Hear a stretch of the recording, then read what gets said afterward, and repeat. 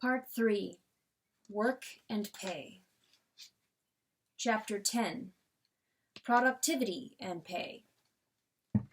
Government data, if misunderstood or improperly used, can lead to many false conclusions.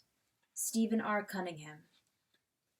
In discussing the allocation of resources, we have so far been concerned largely with inanimate resources. But people are a key part of the inputs which produce output. Most people do not volunteer their labor free of charge, so they must be either paid to work or forced to work, since the work has to be done in any case, if we are to live at all, much less enjoy the various amenities that go into our modern standard of living. In many societies of the past, people were forced to work, whether as serfs or slaves. In a free society, people are paid to work. But pay is not just income to individuals. It is also a set of incentives facing everyone working or potentially working, and a set of constraints on employers so that they do not use the scarce resource of labor as was done in the days of the Soviet Union, keeping extra workers on hand just in case, when those workers could be doing something productive somewhere else. In short, the payment of wages and salaries has an economic role that goes beyond the provision of income to individuals.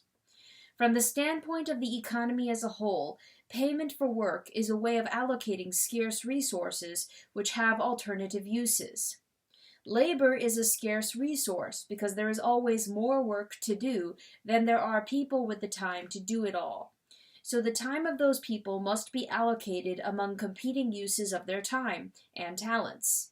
If the pay of truck drivers doubles, some taxi drivers may decide that they would rather drive a truck. Let the income of engineers double, and some students who are thinking of majoring in math or physics may decide to major in engineering instead. Let pay for all jobs double, and some people who are retired may decide to go back to work, at least part-time, while others who are thinking of retiring may decide to postpone that for a while. How much people are paid depends on many things. Stories about the astronomical pay of professional athletes, movie stars, or chief executives of big corporations often cause journalists and others to question how much this or that person is really worth. Fortunately, since we know from Chapter 2 that there is no such thing as real worth, we can save all the time and energy that others put into such unanswerable questions. Instead, we can ask a more down-to-earth question. What determines how much people get paid for their work? To this question, there is a very down-to-earth answer: supply and demand. However, that is just the beginning. Why does supply and demand cause one individual to earn more than another? Workers would obviously like to get the highest pay possible, and employers would like to pay the least possible. Only where there is overlap between what is offered and what is acceptable can anyone be hired. But why does that overlap take place at a pay rate that is several times as high for an engineer as for a messenger? Messengers would, of course, like to be paid what engineers are paid, but there is too large a supply of people capable of being messengers to force employers to raise their pay scales to that level. Because it takes a long time to train an engineer, and not everyone is capable of mastering such training, there is no such abundance of engineers relative to the demand. That is the supply side of the story. But what determines the demand for labor?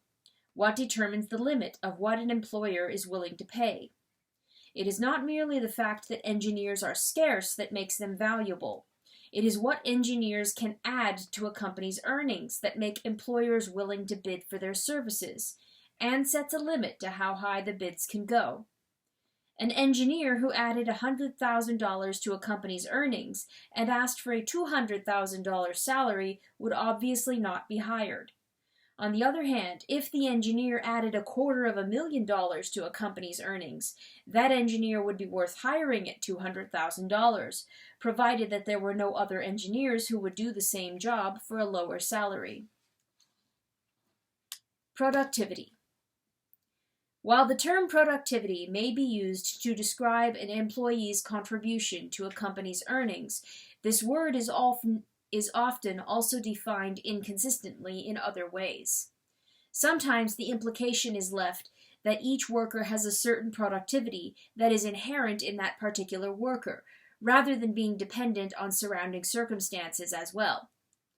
A worker using the latest modern equipment can obviously produce more output per hour than the very same worker employed in another firm whose equipment is not quite as up to date or whose management does not have production organized as efficiently.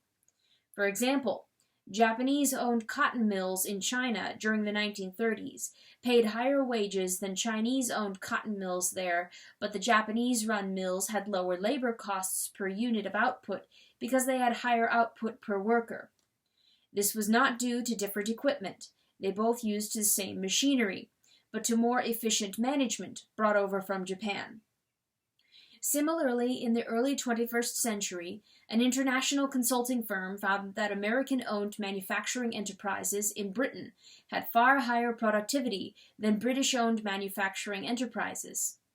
According to the British magazine The Economist, British industrial companies have underperformed their American counterparts startlingly badly, so that when it comes to economy in the use of time and materials, fewer than 40% of British manufacturers have paid any attention to this.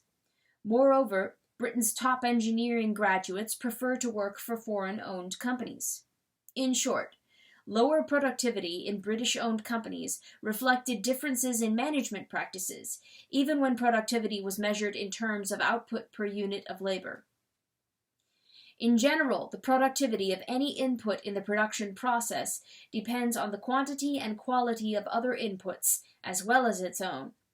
Thus, workers in South Africa have higher productivity than workers in Brazil, Poland, Malaysia, or China, because, as The Economist magazine pointed out, South African firms rely more on capital than labor.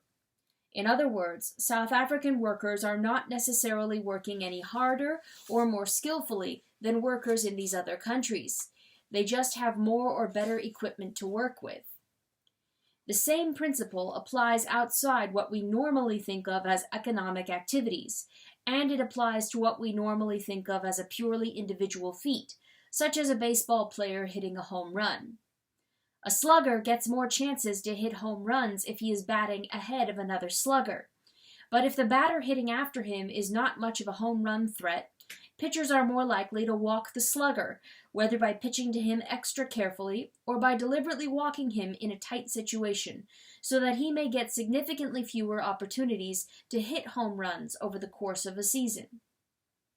During Ted Williams' career, for example, he had one of the highest percentages of home runs, in proportion to his times at bat, in the history of baseball. Yet he had only one season in which he hit as many as 40 homers, because he was walked as often as 162 times a season, averaging more than one walk per game during the era of the 154-game season. By contrast, Hank Aaron had 8 seasons in which he hit 40 or more home runs, even though his home run percentage was not quite as high as that of Ted Williams. Although Aaron hit 755 home runs during his career, he was never walked as often as 100 times in any of his 23 seasons in the major leagues. Batting behind Aaron during much of his career was Eddie Matthews, whose home run percentage was nearly identical with that of Aaron, so that there was not much point in walking Aaron to pitch to Matthews with one more man on base. In short, Hank Aaron's productivity as a home run hitter was greater because he batted with Eddie Matthews in the on-deck circle. More generally, in almost any occupation, your productivity depends not only on your own work, but also on cooperating factors, such as the quality of the equipment, management, and other workers around you. Movie stars like to have good supporting actors, good makeup artists, and good directors, all of whom enhance the star's performance. Scholars depend heavily on their research assistants, and generals rely on their staffs, as well as their troops, to win battles. Whatever the source of a given individual's productivity, that productivity determines the upper limit of how far an employer will go in bidding for that person's service. Just as any worker's value can be enhanced by complementary factors, whether fellow workers, machinery, or more efficient management, so the worker's value can also be reduced by other factors over which the individual worker has no control. Even workers whose output per hour is the same can be of very different value if the transportation costs in one place are higher than in another, so that the employer's net revenue from sales is lower where these higher transportation costs must be deducted from the revenue received. Where the same product is produced by businesses with different transportation costs and sold in a competitive market, those firms with higher transportation costs cannot pass all those costs along to their customers, because competing firms whose costs are not as high would be able to charge a lower price and take their customers away.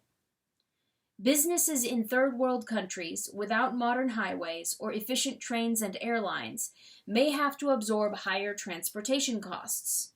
Even when they sell the same product for the same price as businesses in more advanced economies, the net revenue from that product will be less, and therefore the value of the labor that went into producing that product will also be worth correspondingly less. In countries with high levels of corruption, the bribes necessary to get bureaucrats to permit the business to operate likewise have to be deducted from sales revenues and likewise reduce the value of the product and of the workers who produce it, even if these workers have the same output per hour as workers in more modern and less corrupt economies.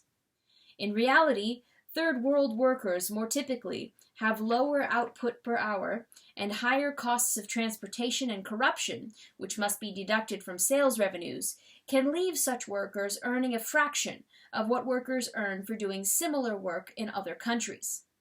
In short, productivity is not just a result of solely of what the individual worker does, but is a result of numerous other factors as well. To say that the demand for labor is based on the value of the worker's productivity is not to say that pay is based on merit. Merit and productivity are two very different things, just as morality and causation are two different things.